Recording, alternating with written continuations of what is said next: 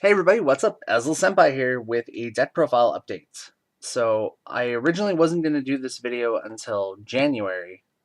Uh, it is January. After Revival Collection. That's what I mean. Sorry, I've only been up for 3 hours. I'm not awake yet. Come on, break. Anyways, this is a pre-Revival Collection video. This deck is a pure Ezel build, just so you guys know. If you guys are looking for Ezel Gurgrit stuff, get out of the video. Or if you are curious about how a pure Ezel deck is still decent in today's meta, keep watching and I'll show you what I've been doing. Okay, so this video isn't just going up on my YouTube and Facebook and Twitter. It's also going up on the podcast group's video or YouTube as well, Vanguard of the Round Table. We do a weekly podcast, weekly, keyword. We try to get videos up as quickly as possible because we do it on a mostly regular basis. Keyword mostly. It does take time to post videos up there, but it is everything Vanguard related. We do cards of the week, or we talked about all the cards that have been revealed from cards of the day, how they can be used, stuff like that. Episode reviews and tournament reports. So it's usually the format of how it goes, and it's about 2 hours, and we're starting to kind of break it up as much as we can. We do have some decent fans going on, like we have Science of Vanguard who likes our page. I know Different Fight liked something that I shared of theirs recently, so hey, how you guys doing? But okay, let me just jump right into this. So I'm an Ezel fanboy. You obviously can tell. I got the card, got the mat, got the page for crying out loud. Which, if you guys are having doubts of me, I'm running the page. And currently we are at 875. So, very happy about that. I'm going to do a 1,000 like giveaway here soon. Well, as soon as it hits 1,000. And I haven't decided it yet, but I just wanted to put it out there. I will be doing that. And I'm going to try to tie it into the YouTube so this way I can get to you guys more efficiently. So, onto the deck profile. So, I love this deck. Like, I've been a Gold Paladin player since the very beginning. Quite literally the beginning, since the US only got Booster 1, 2, and the Royal Paladin Kadro decks. Gold Paladins came out, and it's like, alright, cool. I was playing Royals, and now I'm playing Golds. And I've been playing Golds ever since. And I feel it's an extension of myself. That sounds like a totally weeb thing to say, but the point of Vanguard is to have a connection. If you don't have a connection to it, then you're not feeling the game. But whatever. So, considering this is a pure Ezel deck, people are like, oh, well, you're running Grand Ezel to counter Link Joker. Yes and no. I use Grand Ezel because he's a more efficient main grade 3. He's more effective. Yeah, the unlock is cool, but that critical pressure and the power pressure is decent too. If I can ride in any grade 3, it would be Grand. But worst comes to worst, we have Platinum Ezel. Now, Platinum Ezel is only in here just because he's an 11k body, and because I am running one Blonde Ezel, there is the element of Cross-Ride in this deck. Now, Cross-Ride nowadays isn't as good as it could be. I mean, Ezel has a lot of support, don't get me wrong, but it isn't as... I wouldn't say it's as, but it's not as competitive as Gen Break decks.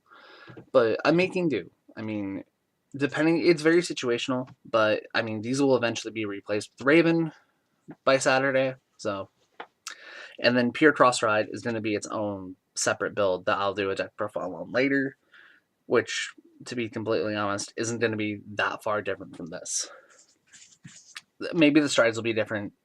Some of the choices will be different. If you guys want me to do a pure cross-ride build for budget players, let me know. Leave a comment. So this deck is able to fix itself when it comes to riding. What I mean by that is Wonder Ezel. My cat just ran in here. Wonder Ezel is a grade 2 that if you have a grade 3 Vanguard with Ezel in the card name, you can superior ride another card with Ezel in its card name onto the Vanguard circle, and that unit gains an extra 5k boost. So let's assume we have to ride into Blonde. I don't normally like having Blonde in here just because it is a 10k body, but I need to, put all these body number shaming things aside. So we call Blonde, or we ride Blonde. We call Wonder. We can superior ride to Platina. Platina is now 18 body for the turn, 13 forever, which is good. It's very defensive. It does weed out the Mellum combo, which you'd be surprised how simple the cross ride is to weed out that weird Mellum combo. So the deck is able to fix ride itself. Depending on situations, if I have to ride into Platina and I do have a Wonder in hand, I will superior ride into Grand. So it kind of depends on what you ride first. So onto the grade 2s. We already have Wonder Ezel. And we are running 4. Now, the main reason I'm running 4, well, it's actually easy. We're also playing 2 Bad Demigus. And now I can explain. Riding to Wonder Ezel isn't bad, considering if you do have Bad Demigus in your hand as well, you can really rush your opponent too. I don't recommend staying at 2 because Sea Breeze is a thing, but you'll be hitting for a higher number with Bad Demigus very early on in the game. It also helps if you have both. So you ride, call, 12, 14, 12 plus, depending if you get trigger or not. We're running Puel. Puel, I've gone back and forth on. I really like Puel, but there are times where I don't like Puel. Puel is one of those cards that helps, but doesn't help at the same time. And it makes sense why he has such a weird face in the show. But he does help out when it comes to calling out cards like Blasterblade Spirit. Blasterblade Spirit, I don't want to call him a weeb tech, but he is a tech nonetheless. The fact he's a 10k body really helps with writing. If you have to write into him, it's not bad. That extra 5k, that extra 1,000 boost really helps. And because of that, it makes it where your opponent has to guard for more. So instead of, if they're at grade 2, it's usually going to be a 9k. So instead of guarding with a 5, they have to guard with a 10 for just that 1,000 difference. There's a lot of superior calling in the deck, so running 2 is fine. I've been tempted to just take it down to 1 and put in a 3rd Bad Demigus, but I don't know. I feel this is working pretty well. And these 2 are really the main cards in the deck that do counterblast, aside from the grade 3s and the strides.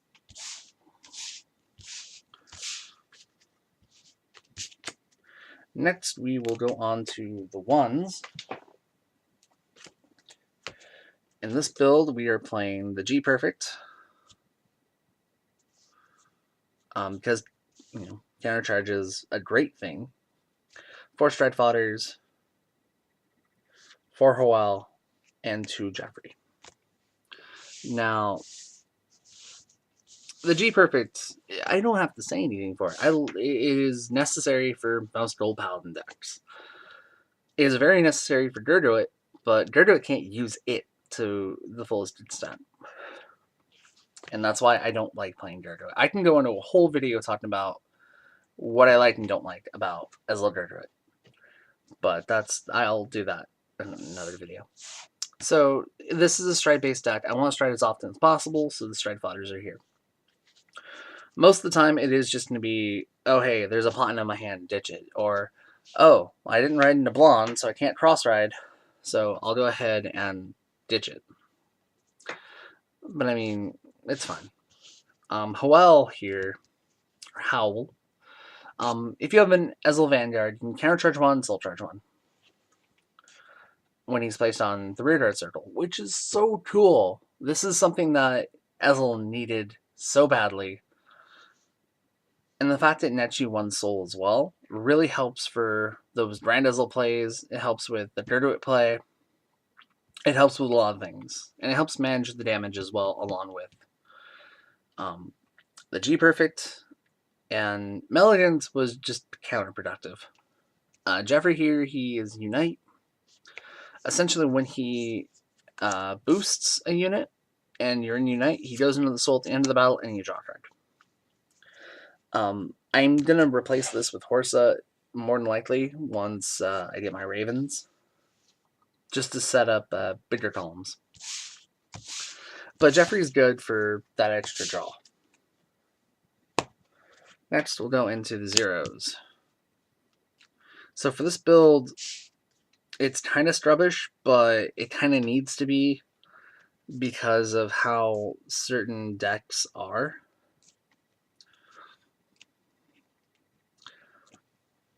So we've got our starter, Quell. I really like Quell. Quell is probably one of the best starters for Gold Paladins, just in general use. He's Unite, he goes into the soul, check the top 3, call 1, 18 to 2k, shuffle the deck. Pretty cool. I'm running 10 crits, as you guys can count. I was thinking about once I get my Ravens, going back to 8 critical, 2 Jerry, and 2 Ketchel. Jerry, I'm finding in playtesting, is situational. He is as good as I thought he was, but he's also as bad as I thought he was as well. He is forced once you're in Unite if you boost with him or you attack with him. Even if you have your damage face up, he still has to go into the soul. So keep that in mind. Flame of Victory, you know, I really don't need to explain too much. Flame of Victory is just a good crit. If you end up having to call it through a skill or something, it's not the end of the world. Alright. So that was the deck. So we'll put that right there for right now. Right there for right now. Now we'll go into the strides. Because this is an Ezel-centric deck, we're running 4 Mithril Ezel. This is your first stride. It is your best stride to keep up with pressure. It is your anti-link joker card. You have essentially, if you're solely depending on Mithril, you have 2 chances to unlock everything. Otherwise, you have to rely on Grand Ezel, which isn't bad, but it really depends on the situation that you're in. But personally, I don't care about the Link Joker matchup because I don't face it that often. And the one time at Regionals I did face it, the guy was a jerk and just ended his turn. And I decked out. Still salty about that. Next we'll go into Glorious Reigning Dragon. Now the great thing about Mithril Ezel is he does flip himself face up. So it makes Glorious Reigning that much better.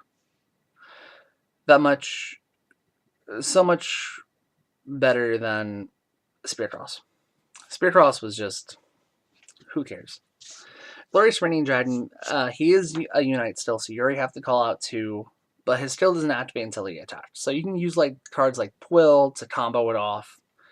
That's why Ketchel's going to be in here, so it's like, oh hey, Twill, boost, attack, counter loss, check the top 3, call, oh hey, Ketchel. Ketchel skill, Unite's already active, but I put it back, call something else. So Glorious Reigning Dragon is usually the second stride you go into. Unless you feel confident enough, you have enough soul and stuff to go into Gerduit, but a lot of the time you're going to go into Glorious. He flips himself face up, so he checks the top 7 cards, and you're able to call up to the number of face-up cards in the Generation Zone. So if you go Mithril first, and then Glorious, he flips himself up, that's 3 cards. So of the 7, you call 3. And if you've called 3 or more with the skill, you countercharge 1, soul charge 1, which makes the skill free, and you plus 1 soul, which comes in handy for your Dirtwit push. Now, Radiant Sword Dirtwit, he is reserved more as the finishing move. He is the final turn. What I mean by that is by the time you get done with these, you're going to have enough damage face up, you're going to have enough soul, and hopefully you'll have enough units to call, and units that are already on the field, to really maximize his attack. Given certain situations, he will get PG'd. I will tell you right now, unless the opponent's very confident that they'll end up getting a heal, or if you're playing against Demiurge and they know they're going to heal, it's whatever. That's why there's 2 in the deck. You want to make sure that, unless you know for certain that they can't guard the other attacks, you want to be very cautious with this card. So always check your opponent's hand number. If it's, if it's very low, like 5 or less cards, it's very possible you can win that game and max them out. If it's more than 5, you may only want to use the skill maybe once or twice, because they're more than likely to have perfect guards or heal triggers for G guards, whatever. But this card can maximize its attack and just be so good. Next, we're running Ebrocus. Ebrocus is kind of a tech choice. He will get replaced with something else. I haven't decided yet. It's a stride-based deck, so Seabreeze is a thing. A Seabreeze, you're going to take advantage of your opponent if they don't ride to grade 2. Or don't ride to grade 3 and they stay on grade 2. For G Guardians, we're running a Screw, Slammy Flare, and Slammy Flare. Now, I don't know many Narukami players in my local area, so Vanquisher and VMAX isn't a problem at the moment. But the moment it does, I will switch out the Brocus for Dismal, just because just to have that extra guard and resist. Screw, you're gonna have a decent amount of cards in your hand, so he is possible to use. Otherwise, you may just ditch him for him or Slammy Flare along with the Brocus for G Assist. Now, when I talk to other Gold Paladin players, which is very rare because I'm one of the few players in my area who actually plays Gold Paladin mainly, so when I do get the chance to talk to other Gold Paladin players, they question me on why 3 Slammy Flare. If I had my way, I'd run 4. But I understand the importance of Screw, so people use Rhea, the Fighter's Collection G-Guard. I like her, but at the same time, I don't. I don't think that the extra 5k helps, but I do understand why people use it, but I prefer not to. I feel that returning something to the deck and being able to guard for 41 without guarding anything extra is really good. Especially when you can automatically make it a 2 to pass. Is really good. That free shuffle and the cost is return something, so these are already going to be on the field. So my main target's usually these, Blaster Blade Spirit, anything I know I can put back to the deck and reuse later. I love Slammy Flare. Slammy Flare is like my favorite G-Guard so far. Alright, so that is it for the deck profile. I will do another one later this week. with Ravenhaired in it. I'll go ahead and I'll do a discussion video of why I prefer this build over Dirdrit. So yeah, that'll do it. Alright. So that is the deck profile. Like I said, I'll do another video. My goal for this year is to post more videos at least once a month, maybe twice a month, or whenever I feel it's relevant and I have time. I'm on Christmas break at the moment, so, and what I mean by that is, you know, I don't go back to school till halfway through January, almost February, so community college, yeah. So please leave a comment, like the video, subscribe if you feel this video was informational. It's 20 minutes long. I'm sorry to waste your time. But if you feel this was important for you as a Vanguard player, as a Gold Paladin player, and more importantly, an Ezel player, I hope we're able to share some ideas. I will make a budget build later once I get my Ravens. Ravens are actually going to be really cheap. I add like $2-3.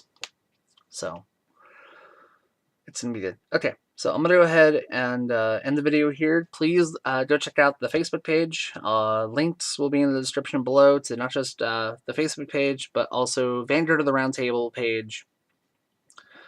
And this video will also go up to there, and it'll still have the same links and stuff. And go check it out. All right.